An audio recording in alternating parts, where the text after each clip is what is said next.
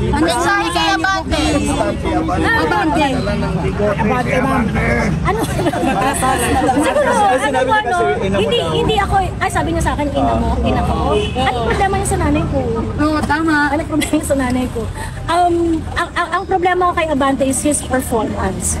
His performance as a congressman.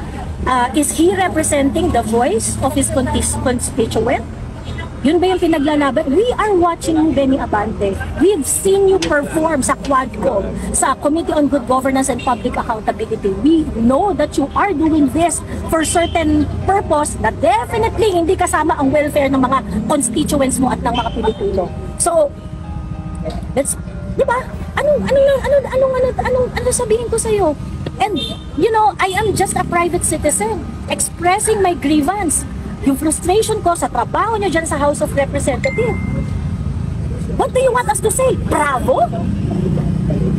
I mean, that's ridiculous. I mean, you cannot take my rights. Yun lang yung meron tayo eh. Tayong mga content creator, tayong mga vloggers, yun lang yung meron tayo eh. Boses. And you want to intimidate us, you want to silence us. Why? Gawain ng abusadong tao yan. Gawain ng abusadong taong nasa kapangyarihan. You're not gonna be there forever, Benny Abante.